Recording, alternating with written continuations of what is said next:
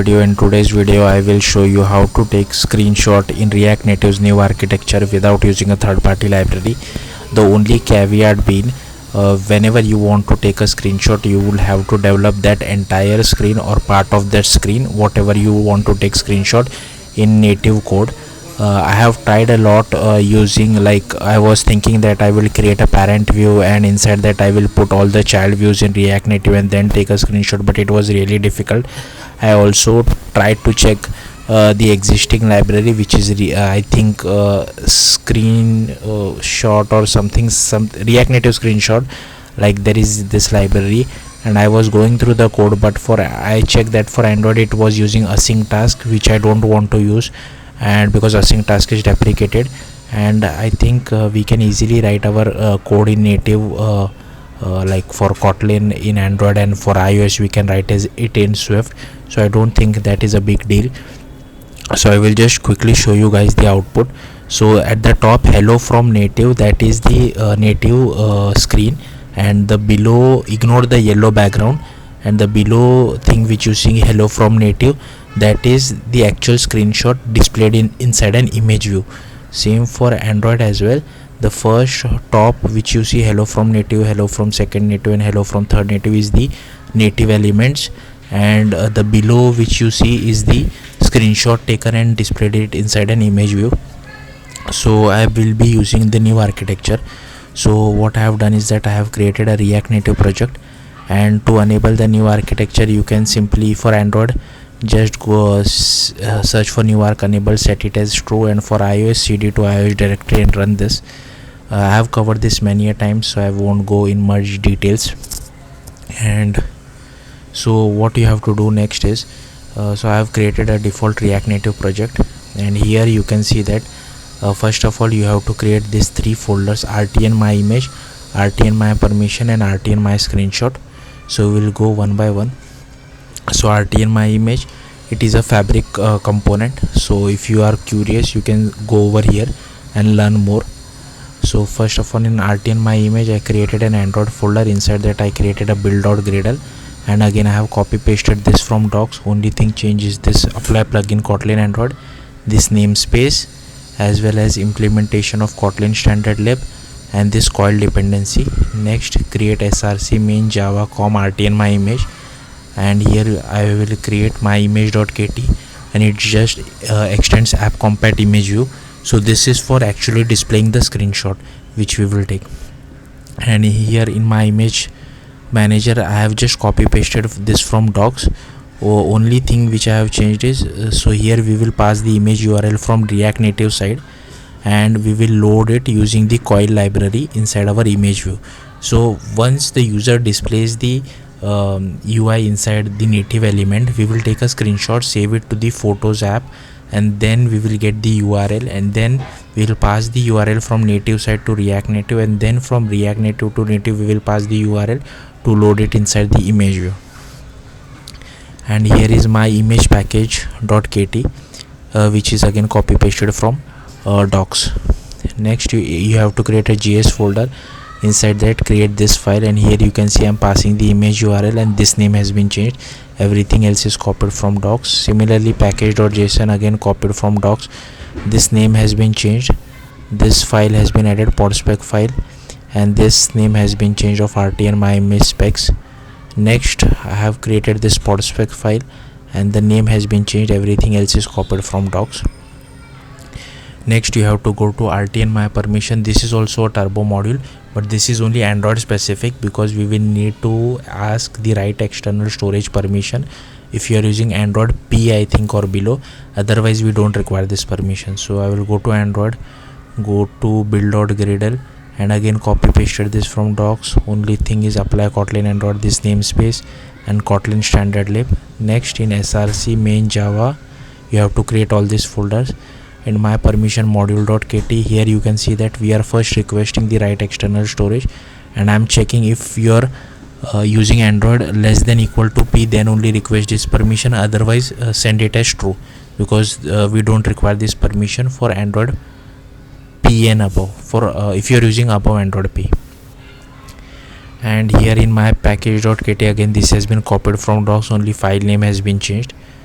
Next, create a JS, and this file has been created, and here we are writing asking for, this should be only ask for write permission. I have just copy pasted it from my previous tutorial, that's why the method name is wrong, but that's fine. And this name should be changed. Next, I have created a package.json. Again, this has been copied from docs, only change is this name, this pod spec name, this name over here, as well as this package name over here.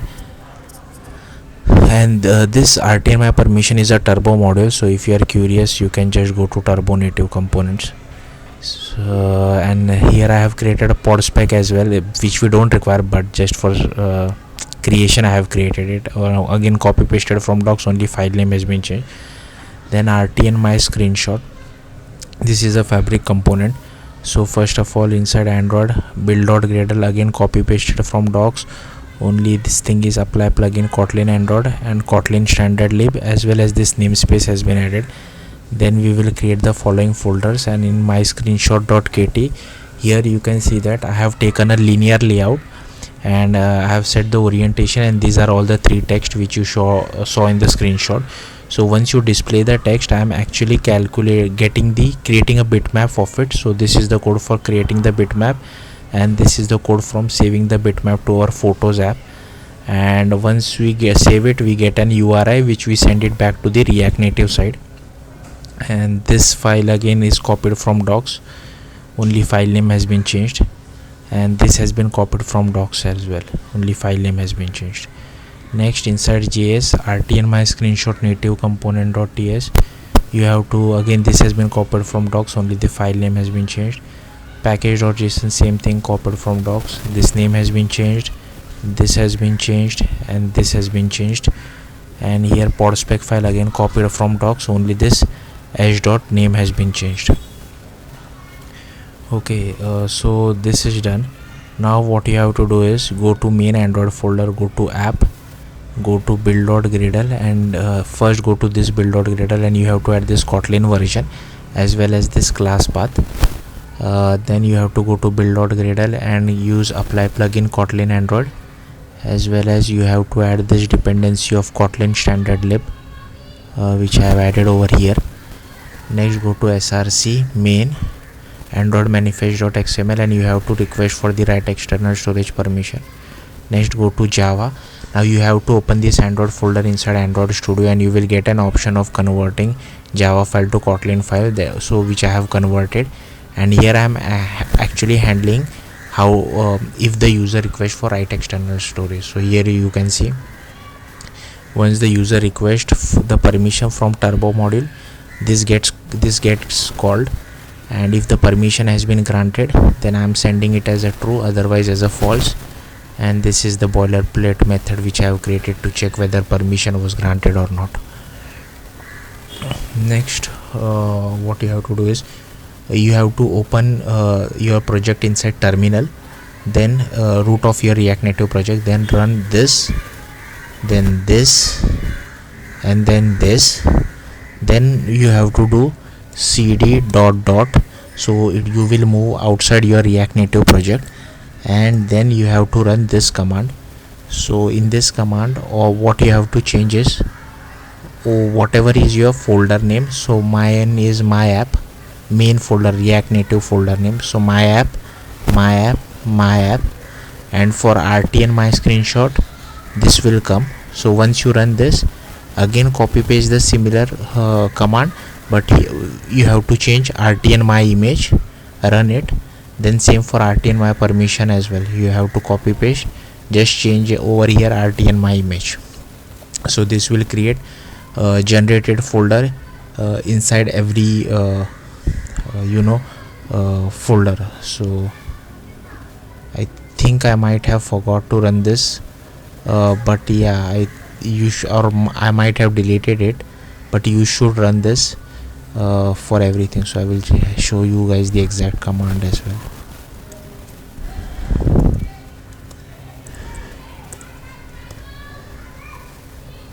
So this should be RTNMI image, this should be RTNMI permissions. Okay, next what you have to do is you have to cd to this main Android folder, and I will show you what command you have to run. So cd to the main, and then you have to run this. So this will do code generation for Android. Then you have to cd to the main iOS folder, and then you have to run this.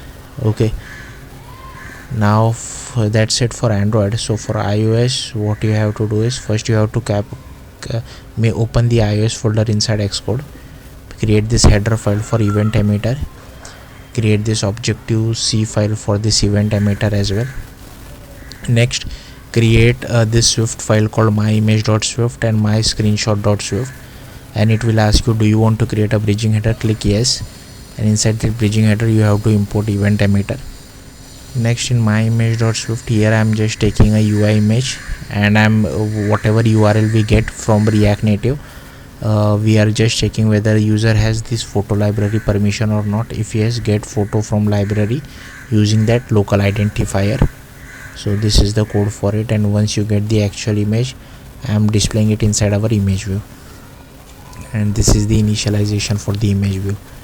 Similarly for my screenshot.swift, here we are importing photos, and here you can create any view whichever you want. I have just created a UI view, a button, and adding it to as a sub view to our view, and then doing ns layout constraints. Then we are overriding layout sub views, from which we will get the actual image. If you try to call this code over here, it won't work, because this needs some time to initialize, otherwise the width and height of your view will be 0. That's why we call it over here in layout subviews. And again we are checking whether we have the photo library permission. If yes, we save it to the photo library, and once that is saved, we send the local identifier to React Native side. Same thing over here as well. And these are the extension for capturing the screenshot, and these are the extension for UI image for saving it to photo library. Next, you have to go to my app info.plist and make sure you add this to permission. Okay, next you have to create this header file for RT and my image. This has been copied from docs. Okay, only thing changes this file name. I'm not sure whether you require this or not. I don't think this is required, but any which ways I have added. Then I have created an Objective-C++ file. Make sure the extension is .mm. So create an Objective-C file and manually change the extension to .mm. Again, this has been copied from docs, only file name has been changed, which you can see over here. File name has been changed.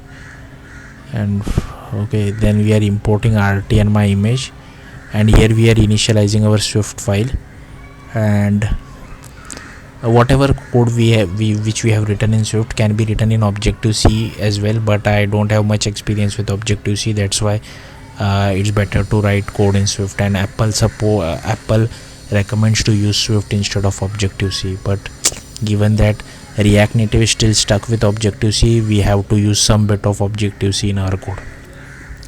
Here we are initializing our Swift file and adding it as a sub view.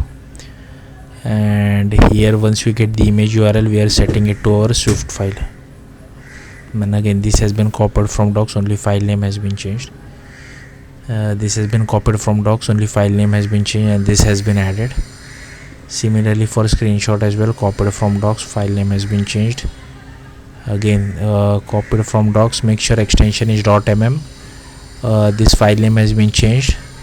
And in my screenshot, initializing the Swift file, creating object of Swift file and adding it as a sub view. Everything else is same. And again, this has been copied from docs. Yeah, only file name has been changed. Now how to use it?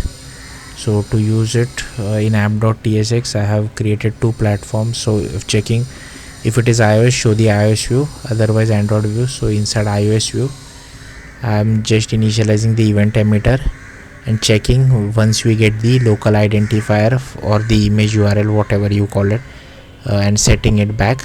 And this is for RT and my screenshot, and once we get, we show the RT and my image as well. And this is how you import it. Similarly for Android view as well, we import these three things. First we ask for write permission, and if that permission is granted, then only we display this entire view, otherwise we just display an empty view. And once that is granted, we take a screenshot of RTN my screenshot, and that gives another event emitter which we set in image URI, and once that is added, we display it inside RTN my image. So yeah, that's it. Thank you for watching. Bye.